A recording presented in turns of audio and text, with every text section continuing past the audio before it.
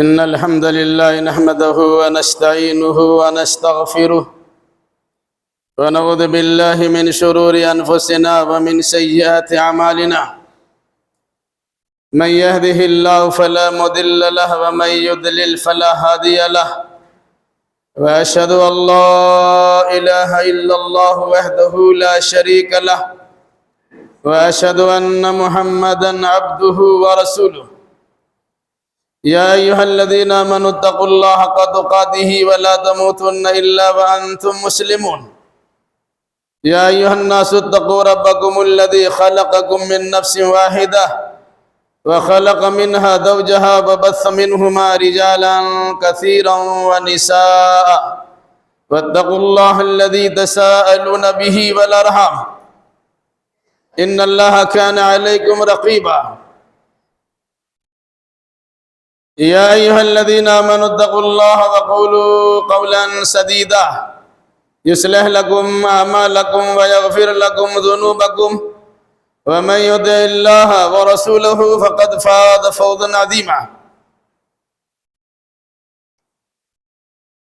أما بعد فإن خير الحديث كتاب الله وخير الهدي هدي محمد صلى الله عليه وسلم وشر الأمور محدثاتها وكل محدثة بدعة وكل بدعة ضلالة وكل ضلالة في النار. أعوذ بالله السميع العليم من الشيطان الرجيم. بسم الله الرحمن الرحيم. ولا تلبسوا الحق بالباطل وتكتموا الحق وأنتم تعلمون. وأقيموا الصلاة وآتوا الزكاة واركعوا مع الراكعين. أتأمرون الناس بالبر وتنسون أنفسكم أتأمرون الناس بالمعروف وتنسون أنفسكم وأنتم تتلون الكتاب فلا تعقلون. واستعينوا بالصبر والصلاة وإنها لكبيرة إلا على الخاشعين الذين يظنون أنهم ملاقو ربهم وأنهم إليه راجعون. سبحانك لا علم لنا إلا ما علمتنا إنك أنت العليم الحكيم. رب اشرح لي صدري ويسر لي أمري واحلل عقدة من لساني يفقهوا قولي. رب زدني علما.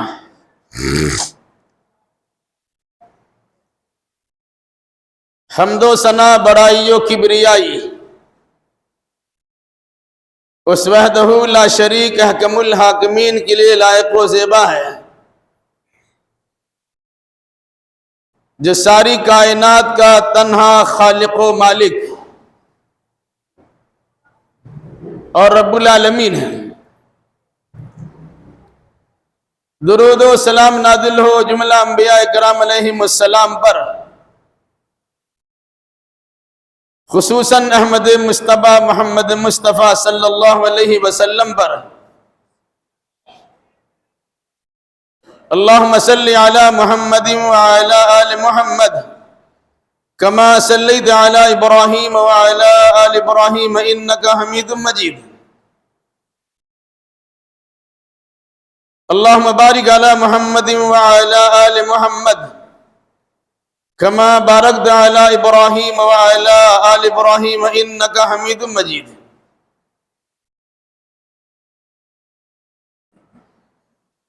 بزرگوں، نوجوان ساتھیوں، پردہ نشی ماں اور بہنوں،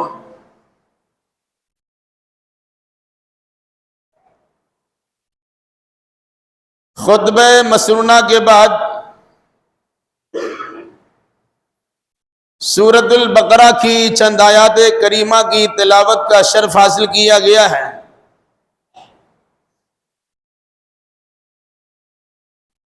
انشاءاللہ الرحمن آج کے اس خطبہ میں انہی آیات کریمہ کی روشنی میں چند باتیں آپ کے سامنے رکھی جائیں گی. اللہ ہمیں صحیح کہنے، صحیح سننے، صحیح سمجھنے اور صحیح باتوں پر عمل کرنے کی توفیق مرحمت فرمائے. آمین. گزشتہ ہفتہ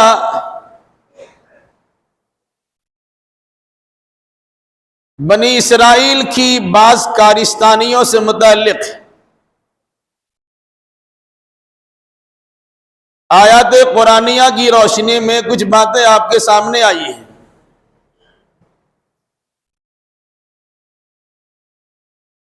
آج بھی انشاءاللہ بنی اسرائیل یعنی یہودیوں سے متعلق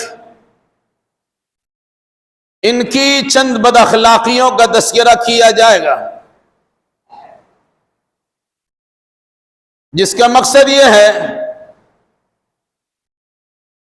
کہ زمانہ رسالت کے یہودیوں کو ان کے باپ دادا کی کارستانیوں کو یاد دلا کر صحیح دین اختیار کرنے کی تلقین کی گئی تھی۔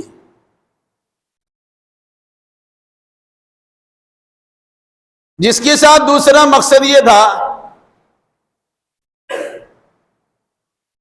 کہ جو انسان اپنے آپ کو مسلمان سمجھتا ہے ان کی بھی ذمہ داریاں بنتی ہے کہ وہ ایسی بد خصلتوں سے، بری عادتوں سے اپنے آپ کو دور رکھیں۔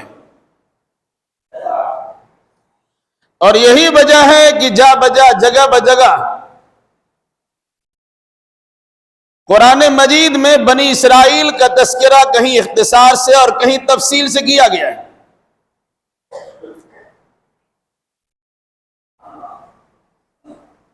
مقصد یہی ہے،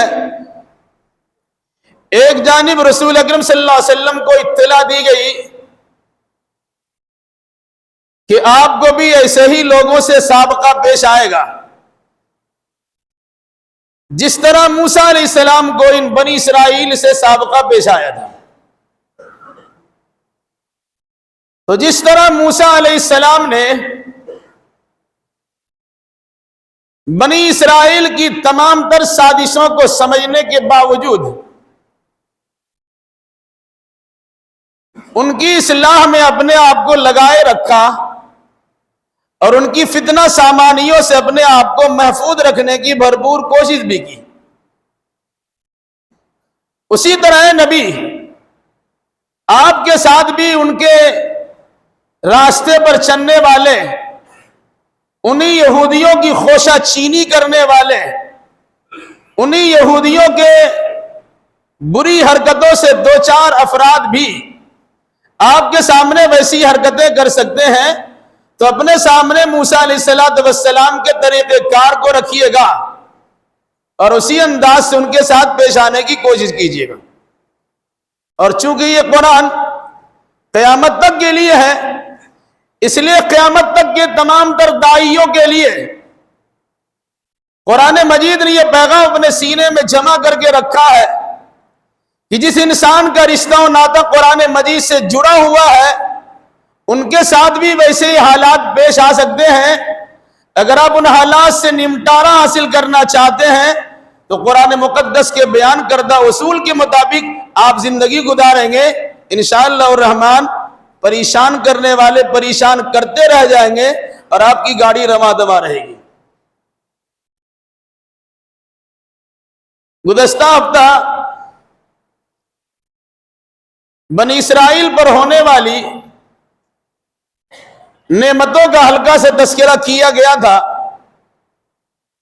اور ساتھ ساتھ ان سے مطالبہ ہوا تھا اوفو بعہدی اوفی بعہدکم وَإِيَّايَ فَارْهَبُونِ۔ اے بنی اسرائیل، جو وعدے تم نے ہم سے کیے ہیں اسے پورا کر دو،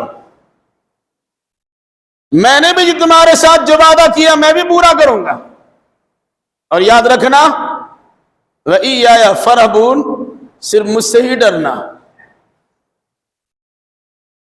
تو وعدہ کیا تھا؟ اس میں سے سب سے اہم وعدہ یہ تھا کہ تم اللہ کے نبی صلی اللہ علیہ وسلم محمد صلی اللہ علیہ وسلم پر ایمان لاؤ گے اور ان کی مدد کرو گے۔ لَتُؤْمِنُنَّ بِهِ وَلَتَنْصُرُنَّهُ، تم ان پر ایمان بھی لاؤ گے اور ان کے دین کی دعوت و تبلیغ میں مدد بھی کرو گے۔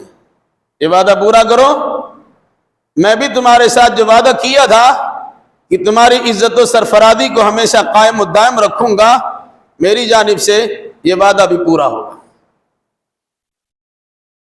لیکن بنی اسرائیل نے وعدہ نہیں نبھایا تو ذلت و خواری کا مزہ مزید انہیں چکھایا گیا۔ اب اگر تاریخ کی کتاب کا مطالعہ کیا ہوں گے تو یہودیوں کے 3 قبیلے مدینہ کے ارد گرد میں پائے جاتے تھے، قبیلہ بنو قریظہ، قبیلہ بنو قینقاع اور قبیلہ بنو نذیر۔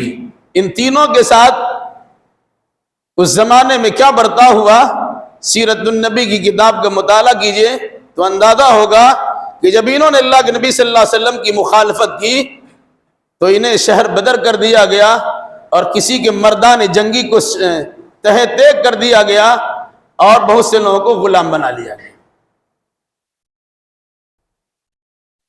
انہی بری خصلتوں کا تذکرہ قرآن نے کیا ہے۔ ان میں سے خصلت کیا ہے؟ التباس، معاملہ کو گڈ مڈ کر دینا، خلط ملط یا خلط ملط کر دینا۔ التباس لباس سے بنا، وَلَا تَلْبِسُوا الْحَقَّ بِالْبَاطِلِ وَتَكْتُمُوا الْحَقَّ وَأَنْتُمْ تَعْلَمُونَ۔ 2 باتیں بیان کی اس آیت میں، حق کو باطل کے ساتھ نہ ملاؤ اور جان بوجھ کر حق کو نہ چھپاؤ۔ یہ یہودیوں کی بری خصلت ہے۔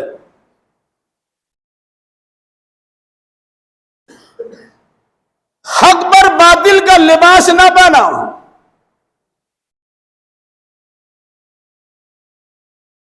اور جانتے بوجھتے حق کو نہ چھپاؤ۔ یہ کرتے کیا تھے؟ یہ بات اس سے پہلے آپ کے سامنے آ چکی ہے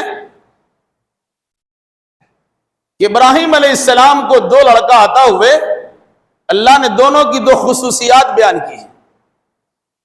فبشرناہ بغلام حلیم، حضرت اسماعیل سے متعلق اللہ نے کہا کہ ابراہیم علیہ السلام کو بردبار برداشت کرنے والا لڑکا عطا کیا گیا، اور ابراہیم علیہ السلام کو اسحاق کی شکل میں جو لڑکا تھا ان کے بارے میں بغلام علیم، بڑا جانکار لڑکا دیا گیا۔ ایک کے اندر علم ہے، برداشت کرنے کی طاقت ہے، دوسرے کے اندر علم اور تعلیم ہے۔ آج دیکھ لیجئے، یہودیوں نے اپنے علم و تعلیم کے نتیجے ہی میں پوری دنیا کو اپنی مٹھی میں کر رکھا ہے۔ ایسی ایسی ایجادات، اکتشافات دنیا والوں کو دیا ہے کہ دنیا والے اس کے بالکل مجبور محض بنے ہوئے ہیں۔ تو وہ اسی علم کا نتیجہ ہے۔ مکہ کی سرزمین پہ یہودی نہیں تھے، لیکن مدینہ کے ارد گرد میں یہودی پائے جاتے تھے۔ البتہ یہودیوں سے متعلق یہ دورہ تھا، لوگ ان کے بارے میں جانتے تھے کہ یہ آسمانی شریعت کے ماننے والے ہیں اور بڑے علم والے ہیں، ان سے کسی مسئلے کا دریافت کرنا ہوگا تو آسانی سے پوچھا جا سکتا ہے۔ جب اللہ کے نبی صلی اللہ علیہ وسلم نے اعلان نبوت کیا تو لوگوں نے یہودیوں سے پوچھا کہ ہمارے درمیان ایک محمد ہے، ان کا دعویٰ ہے کہ یہ نبی ہے، ان کے پاس آسمان سے فرشتے آتے ہیں۔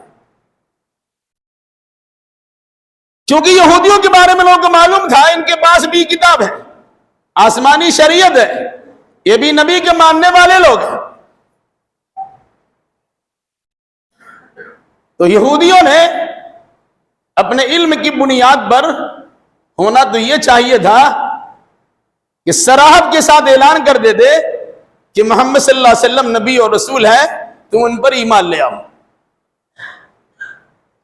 ان کی اخلاقی تعلیمات، توحید پر متعلق تعلیمات، شرک کے خلاف تعلیمات جو اللہ کے نبی اور قرآن نے بیان کیا ہے، یہودیوں کے سامنے بیان کیا تھا، وہ اس سے انکار تو نہیں کر سکتے تھے، کیونکہ وہی بھی توحید کے ماننے کے دعوے دار تھے۔ لیکن جہاں ماننے کی بات آتی تو کسی نہ کسی انداز سے اللہ کے نبی صلی اللہ علیہ وسلم سے لوگوں کے ذہن کو ہٹانے کی کوشش کر دیتے. ٹھیک ہے وہ ایمان کی بات تو کرتے ہیں, ان کے بعد بھی فرشتوں کا نزول ہوتا ہے, لیکن سامنے ان کے کچھ مسئلہ اور بھی ہے. یعنی اس طرح التباس پیدا کرتے, گڑمڑ کرنے کی کوشش کرتے, اس پر حق پر باطل کا خول چھڑا دیا کرتے تھے اور لوگوں کو اس سے دور رکھنے کی ناپاک کوشش کرتے تھے. اسی قرآن نے کیا کہا, وَلَا تَلْبِسُوا الْحَقَّ بِالْبَاطِلِ وَتَكْتُمُوا الْحَقَّ. اس سے پہلے بات آ چکی ہے کہ تورات میں اور انجیل میں جو اللہ کے نبی صلی اللہ علیہ وسلم کی اوصاف حمیدہ, اچھی خصلتوں کا اور اچھی صفتوں کا تذکرہ کیا گیا, ان صفات کے نتیجے میں یہ لوگ اللہ کے نبی صلی اللہ علیہ وسلم کو ایسی جانتے اور پہچانتے تھے جس طرح کوئی انسان اپنی اولاد, اپنے بیٹا بیٹی کو پہچانتا ہے. یعرفونہ کما یعرفون ابناہم. یہودی لوگ اللہ کے نبی صلی اللہ علیہ وسلم کو نبی و رسول کی حیثیت سے اسی طرح جانتے تھے جس طرح لوگ اپنی اولاد کو جانتے ہیں, لیکن اس کے باوجود جب ان سے پوچھا ہے تب تمہاری کتاب میں ان کا تذکرہ ہے, چھپا دیتے تھے. پوچھا لوگوں نے بھائی تمہاری کتاب میں ان کا ذکر ہے, کوئی بات نہیں کرتے یا کچھ سے کچھ بیان کر دیتے. تو قرآن نے کیا کہا, وَلَا تَلْبِسُوا الْحَقَّ بِالْبَاطِلِ وَتَكْتُمُوا الْحَقَّ وَأَنْتُمْ تَعْلَمُونَ. جان بوجھ کر حق نہ چھپاؤ. گویا التباس پیدا کرنا, گڑبڑ پیدا کرنا, حق پر باطل کا کھول چڑھا دینا, خلط ملت کر دینا, الٹی سیدھی بکواس کر دینا, لوگوں کے ذہن و دماغ کو موڑ دینا اور حق بات کو چھپا دینا, یہ یہودیوں کی بری خصلت ہے. آج بھی اگر کسی کے اندر یہ بری خصلت ہے وہ سوچ لے کہ یہودیوں کے نقش قدم پر چل رہے ہیں, اور جس طرح یہودی رادہ درگاہ ہوئے, ذلت و خاری کا توق اس کے گردن میں ڈالا گیا, جگہ جگہ پر پشیمانی اور پریشانی سے دوچار ہوئے, آپ ان کے نقش قدم پر چلیں گے, آپ بھی اللہ تبارک و تعالیٰ کی سزا سے بچ نہیں سکتے. اس کے بعد قرآن نے کہا وَأَقِيمُوا الصَّلَاةَ وَآتُوا الزَّكَاةَ وَارْكَعُوا مَعَ الرَّاكِعِينَ. یہ قرآن نے بنی اسرائیل کو خطاب کر کے کہا ہے, یہود و نصارہ کو خطاب کر کے کہا ہے, اور بطور خاص یہودیوں کو خطاب کرتے ہوئے کہا ہے اقیموا الصلاۃ وآتوا الزکاۃ وارکعوا مع الراکعین. نماز قائم کرو اور زکوٰۃ ادا کرو اور رکوع کرنے والوں کے ساتھ رکوع کرو. یہ تعلیم ہمارے لیے بھی ہے, ان کے لیے بھی. حق میں حق بات کو چھپانا منع ہمارے لیے بھی ہے, ان کے لیے بھی ہے. التباس پیدا کرنا منع ہمارے لیے بھی ہے, ان کے لیے بھی. در حقیقت یہ سب خرابیاں ان کے اندر پائی جاتی تھی, ان خرابیوں کو تذکرہ کر کے اہل ایمان سے کہا گیا کہ تم ایسی حرکت کے اندر مبتلا نہ ہونا. کیا فرمایا؟ اقیموا الصلاۃ وآتوا الزکاۃ وارکعوا مع الراکعین. تین باتیں ہیں, آپ بھی غور کیجئے. اگر آپ کے اندر ہے اچھی بات ہے, اگر اس کے مطابق نہیں ہے تو اپنی اصلاح کرنے کی کوشش کیجیے. اور نماز قائم کرو اور زکوٰۃ ادا کرو اور رکوع کرنے والوں کے ساتھ رکوع کرو. اب سمجھے, ایک عام سی بات, عام بات نہیں ہے. ایک ہے نماز پڑھنا اور ایک ہے نماز قائم کرنا. قرآن میں کہیں بھی نماز پڑھنے کا حکم نہیں دیا گیا ہے, بلکہ نماز قائم کرنے کا حکم دیا گیا ہے. جب نماز کے قائم کرنے کی باری آتی تو مطلب کیا ہوگا؟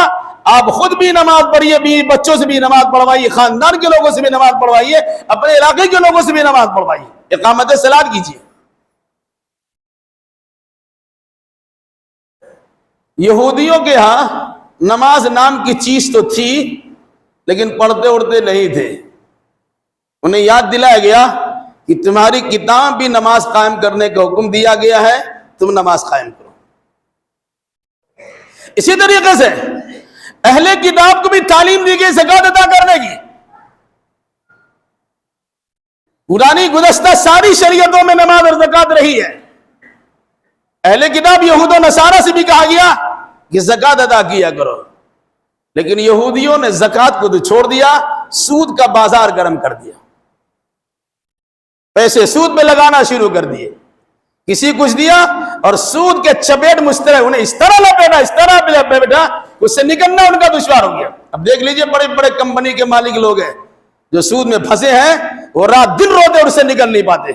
سارا سرمایہ ان کا غرق ہو جاتا ہے، ساری چیزیں ان کی مٹ جاتی ہے، سکون ان کا غارت ہو جاتا ہے، کل کارخانے بند ہو جاتے ہیں، لیکن وہ سود کے چپیٹ سے نکل نہیں پاتے، مگر آرام سے لوگ اس میں چلے جاتے ہیں. کچھ لوگ چھوٹا سا کام کرتے ہیں، کچھ لوگ بڑا سا کام کرتے ہیں، اچھا لگتا ہے چلو. تو یہودیوں نے زکات کے نظام کو قائم نہیں کیا، لیکن سود کو بہت زیادہ فروغ دیا. آج بھی سودی نظام سارا کا سارا یہودیوں کے ہی نگاہوں کی روشنی میں، نگاہوں میں وہ چل رہے ہیں، اور اسی سے انسان الجھا ہوا ہے. پھر جو لوگ اس کے نقش قدم پر چلے اسی میں الجھ کے رہ گئے. تو کیا کہا؟ اقیموا الصلاۃ وآتوا الزکاۃ، نماز قائم کرو اور زکات ادا کرو. کیا مانا؟ قرآن نے باضابطہ نماز و زکات کی تعلیم ایک ساتھ دی ہے. اگر آپ اس سلسلے میں جاننا چاہیں تو اسے اسمبلی کے انداز میں سمجھ سکتے ہیں کہ نماز کا حکم دے کر حقوق اللہ کی حقوق اللہ کی تعلیم دی گئی، حقوق اللہ کی ادائیگی کا درس دیا گیا، اور زکات کی تعلیم دے کر کے حقوق العباد کی ادائیگی کا حکم دیا گیا. یعنی لوگوں، اللہ کے حقوق بھی ادا کرو اور بندوں کے حقوق بھی ادا کرو. جو اس زمانے کے یہودیوں سے کہا جا رہا ہے جو اللہ کے نبی صلی اللہ علیہ وسلم کے زمانے میں موجود تھے، اور اس کے ساتھ وَرْكَعُوا مَعَ الرَّاكِعِينَ، لوگوں رکوع کرنے والوں کے ساتھ رکوع کرو. رکوع نماز کا ایک اہم حصہ ہے. انسان کھڑا ہوتا ہے، جھکتا ہے، سجدے میں جاتا ہے، بیٹھتا ہے. قیام و رکوع اور سجود و قعود، تو رکوع انہی میں سے ایک اہم رکن ہے. مراد رکوع کرنے والوں کے ساتھ رکوع کرو، یعنی جماعت کے ساتھ نماز پڑھو. کیا مطلب؟ اولاً تو یہودیوں کی اکثریت نماز پڑھتی ہی نہیں تھی، اور اگر کچھ لوگ نماز کے پڑھنے والے بھی تھے تو ان کیا جماعت کا اہتمام نہیں تھا، وہ الگ الگ نماز پڑھا کرتے تھے. قرآن مجید نے یہودیوں کو متنبہ کیا، تمہیں نماز کی اقامت کا حکم دیا جاتا، زکات کی ادائیگی کی تاکید کی جاتی، اور ساتھ ساتھ یہ درس دیا جاتا ہے کہ نماز پڑھو تو جماعت کے ساتھ نماز پڑھو. کیوں؟ جماعت کے ساتھ نماز پڑھنے سے انسانی ہمدردی پیدا ہوتی ہے، بڑے چھوٹے کا امتیاز ختم ہوتا ہے، کالے گورے کی تمیز ختم ہو جاتی ہے، امیر و غریب کا فرق مٹ جاتا ہے. اب مسجد کے صدر رہیے کہ سیکریٹری رہیے کہ خادر رہیے کہ ممبر رہیے، عام مقتدی بن کے مسجد میں آئیے. اگر مصلی امام کے پیچھے اگر کوئی غریب آدمی بیٹھ گیا ہو، آپ کمیٹی کے صدر اور سیکریٹری ہونے کے نتیجے میں اس غریب آدمی کو نکال کے ہٹا نہیں سکتے جو پہلے یا ان کی پہلی جگہ ہے. یہ اسلام نے تعلیم دی ہے. وَرْكَعُوا مَعَ الرَّاكِعِينَ، رکوع کرنے والوں کے ساتھ رکوع کیجیے. آج معاملہ کیا ہے؟ 2-4 پیسے مسجد میں خرچ کر دیے، اس طرح بیٹھتے ہیں مسجد میں ایسا لگتا ہے کہ مسجد کا مالک بیٹھا ہوا ہے. رخ ادھر کرو، اللہ کی بندگی کرنے کے لیے آؤ کہ اللہ کی جانب رخ کر کے بیٹھو اور اللہ تبارک و تعالیٰ سے لو لگاؤ. آپ جیسے اور آپ سے زیادہ مال و دولت رکھنے والے لوگ بھی مسجد میں آ کر اللہ تبارک و تعالیٰ کے سامنے گیری اوزاری کرتے ہیں، اپنی پڑھائی کا اظہار نہیں کرتے. حکم دیا گیا وَرْكَعُوا مَعَ الرَّاكِعِينَ، یہودیوں رکوع کرنے والوں کے ساتھ رکوع کرو. تم نماز پڑھتے نہیں ہو تو نماز پڑھو، اور اگر نماز پڑھتے ہو انفرادی نماز مت پڑھو، جماعت سے نماز پڑھو. دیکھ لیجیے آج حال کیا ہے. مسئلہ فلسطین حل کرنے کے لیے مسلمان چوک چوراہوں پر بات کرتا ہے، چائے کی دکان بھی بات کرتا ہے، لیکن اس سے کی طرح سے نماز پڑھ لیجئے وہ کان کھجلانا شروع کرتا، نماز پڑھنے کی فرصت ہی نہیں ملتی ہے، وہ دائیں بائیں کر کے نکل جاتے ہیں. مسجد کے قریب میں انسان بات کرتا ہے، لمبی لمبی تقریریں بھی کرتا ہے، یہودیوں کے مصنوعات پر پابندی لگانے کے لیے رات دن جلسے جلوس بھی کرتا ہے، اور وہی نماز کی اذان ہو جائے، اور جماعت کے لیے آپ کو بلایا جائے چپ سے دائیں بائیں ہو کے نکل جاتے ہیں، پتہ ہی نہیں چلتا ہے کہ آپ کا مسجد سے کوئی رشتہ ناتا ہے، چلے فلسطین فتح کرنے اور یہودیوں کو بھگانے۔ غور کیجئے گا، وَارْكَعُوا مَعَ الرَّاكِعِينَ، رکوع کیجئے رکوع کرنے والوں کے ساتھ، نماز پڑھیے نماز پڑھنے والوں کے ساتھ۔ ارے نماز کی جماعت کا حال تو یہ ہے کہ اسلامی شریعت نے صلاۃ الخوف کا ایک طریقہ بتایا ہے، لیکن آپ کو پتہ ہی نہیں خوف کی نماز کیا چیز ہوتی ہے۔ صلاۃ الخوف، خوف والی نماز کا طریقہ بتلایا۔ آپ عین میدان جنگ میں ہیں، دشمنوں کا مستقل آپ کا وہاں پر وار ہو رہا ہے، کہاں جماعت کا وقت نکلتا جا رہا، آپ کو نماز جماعت سے پڑھنی ہے، اکیلا اکیلا نہیں پڑھنی ہے، جماعت سے آپ کو نماز پڑھ رہی ہے تو اپنی فوج اور لشکر کو دو حصوں میں تقسیم کرو، کچھ لوگوں کو 2 رکعت نماز پڑھنے کے لیے قبلہ رخ کھڑا کر دو اور کچھ لوگ دشمن سے مقابلہ کرنے کے لیے کھڑا ہو جائے۔ جس اسلام نے میدان جنگ میں جماعت کی نماز کو نہیں چھڑوایا ہے، اس اسلام کے ماننے والے عام طور سے مساجد کی ذمہ دار حضرات، متولیان حضرات، کمیٹی کے سربراہ افراد، مسلمانوں کے خون میں مسلمانوں کے غم میں گھلنے والے افراد، وہ نماز سے آری اور کوسوں دور رہتے ہیں اور پھر بھی وہ مسجد سے تعلق اپنے جوڑے رکھتے ہیں۔ برا لگے تو اللہ کے واسطے معاف کیجئے گا۔ کیا کہا؟ وَارْكَعُوا مَعَ الرَّاكِعِينَ، رکوع کرو رکوع کرنے والوں کے ساتھ۔ کس کو کہا؟ یہودیوں سے کہا، مگر انہوں نے نہیں کیا اور ہم بھی نہیں کرتے ہیں۔ مطلب میدان جنگ بھی جماعت سے آپ کو نماز پڑھنی ہے تو اپنے فوج کو 2 حصوں میں تقسیم کیجئے، آدھے حصوں کو دشمن کے مقابلے میں کھڑا کیجئے اور آدھے حصے کو نماز میں لگا دیجئے۔ وہ ایک ہی رکعت نماز پڑھے، امام ایک رکعت نماز پڑھایا، ایک رکعت پڑھ کے مقتدی ادھر چلا جائے گا، ادھر انتظار کرنے والے، ادھر مقابلہ میں کھڑے ہونے والے پھر اس امام کی پیچھے آگے ایک رکعت نماز پڑھیں گے اور یہ ان کے مقابلے میں کھڑے ہو جائیں۔ یہ ہے تصور جماعت کا، اور یہ ہے نماز کی اہمیت کا مسئلہ اسلام کی نگاہ میں۔ آج ہم نماز سے کوسوں دور ہیں اور جماعت سے تو بالکل کوسوں دور ہیں، اور اس کے باوجود ہم دعا کرتے ہیں اللہ فلسطین کے مسئلے کو حل فرما دے۔ دعا کیوں قبول نہیں ہوتی ہے؟ فرمایا اقیموا الصلاۃ وآتوا الزکاۃ وارکعوا مع الراکعین، نماز قائم کرو، اللہ کے حقوق کو ادا کرو، وآتوا الزکاۃ، زکوٰۃ ادا کیا کرو، بندوں کے حقوق ادا کرو، وارکعوا مع الراکعین، رکوع کرنے والوں کے ساتھ رکوع کرو، یعنی جماعت کے ساتھ نماز کی پابندی کرو۔ پتہ چلے گا فلاں بھائی نماز کے لیے نہیں آتا، کیا معاملہ ہے؟ کوئی بیمار ہے، اس کے گھر میں کوئی پریشانی ہے، گھر سے باہر گیا ہوا ہے؟ اس سے پہلے بات آ چکی ہے، صحابہ کرام کے زمانے میں اگر کوئی انسان مسجد میں جماعت میں شامل نہیں ہوتا تو 3 وجہ ہوتی تھی، دینوں میں سے کوئی چوتھی وجہ نہیں ہوتی۔ وہ انسان اتنا زبردست بیمار پڑا ہوا ہے کہ مسجد آ نہیں سکتا، وہ انسان سفر میں گیا ہوا ہے مسجد نہیں آ سکتا، اور وہ انسان منافق بن گیا مسجد نہیں آ سکتا ہے۔ کس کیٹیگری میں آپ کا نام ہے اپنے بارے میں فیصلہ کر لیجئے آپ۔ کاروبار کے لیے وقت ہے، دوست احباب سے ملنے کے لیے وقت ہے، رشتہ داروں کے مسئلے حل کرنے کے لیے وقت ہے، امت کے غموں میں گھلنے کے لیے آپ کے پاس وقت ہے، لیکن وقت نہیں ہے تو نماز کا وقت نہیں ہے، اور وقت نہیں ہے تو جماعت کا وقت نہیں ہے۔ فیصلہ کر لیجئے۔ قرآن نے اہل کتاب یا بنی اسرائیل کہہ کے پکارتے ہوئے کہا نماز قائم کرو، زکوٰۃ ادا کرو اور جماعت سے نماز پڑھو۔ پھر اس کے بعد أَتَأْمُرُونَ النَّاسَ بِالْبِرِّ وَتَنْسَوْنَ أَنفُسَكُمْ وَأَنْتُمْ تَتْلُونَ الْكِتَابَ أَفَلَا تَعْقِلُونَ۔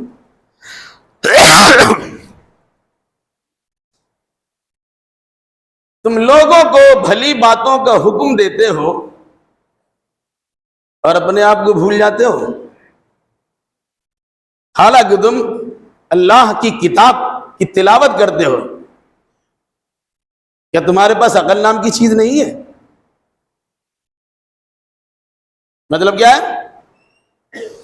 یہودیوں کے علماء کے پاس کرفر شان و شوکت کی مجلس سجتی تھی،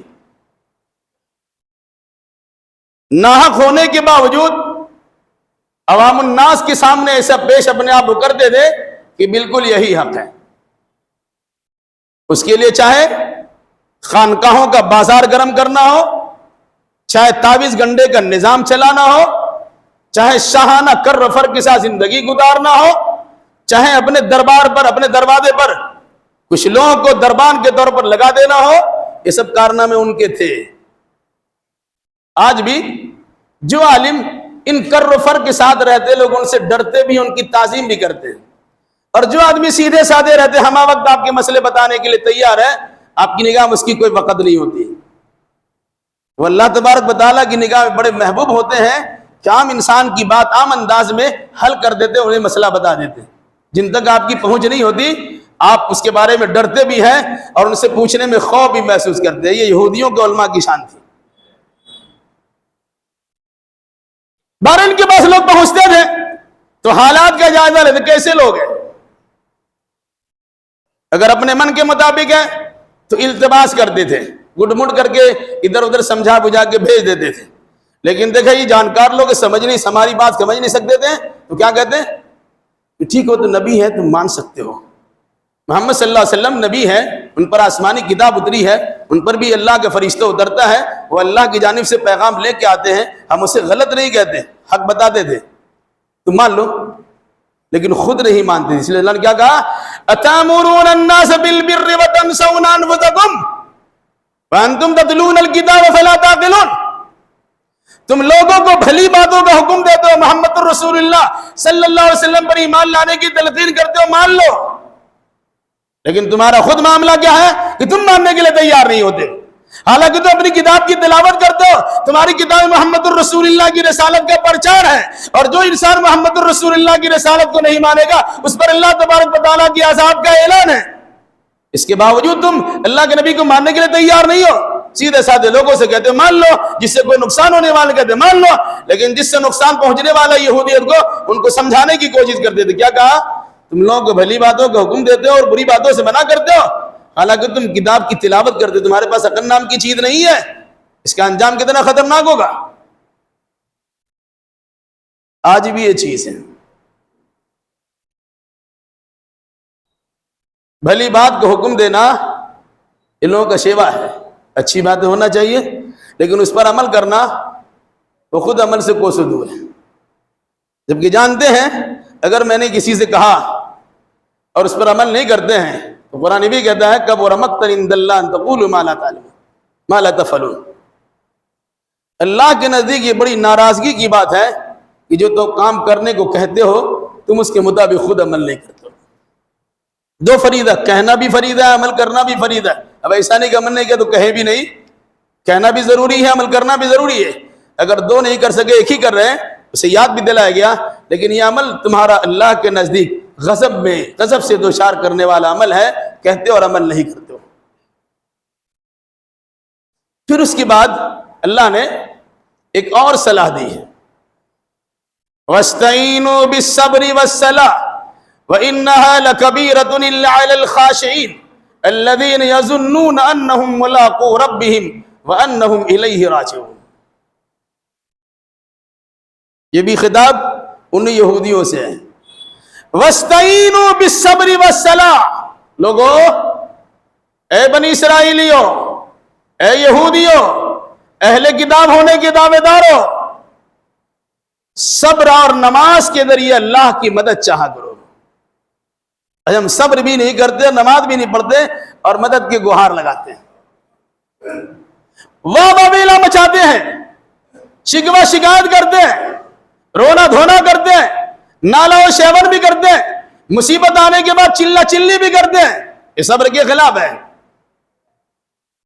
اللہ کے نبی صلی اللہ علیہ وسلم طریقہ، اذا حضبه امر ففزع الى الصلاة، اللہ کے نبی کے سامنے کوئی مسئلہ درپیش ہوتا تو نماز کی طرف تشریف لے جاتے، پریشانی آئی نماز پڑھی، اللہ تبارک و تعالیٰ سے دعا کی، آج پریشانی مبتلا ہے، اب کہیے گا کہ فلسطینیوں پر ظلم ہو رہا ہے، اب لڑ رہے ہیں، ڈر رہے ہیں، پریشان ہو رہے ہیں، شکوہ شکایت تو کرتے ہیں، لیکن فلسطینیوں کی پریشانیوں کے دفع کے لیے آپ کو اللہ تبارک و تعالیٰ کی بارگاہ میں دعا کرنا ہے تو دو چار وقت کی نماز آپ نے کوئی زیادہ پڑھی ہے؟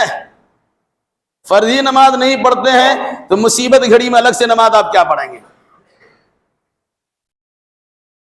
فرد ہی سے جی چھڑاتے ہیں تو مصیبت گھڑی 2-4 رکعت ہم کیا پڑھیں گے؟ جبکہ اللہ کے نبی کے طریقے کیا تھا؟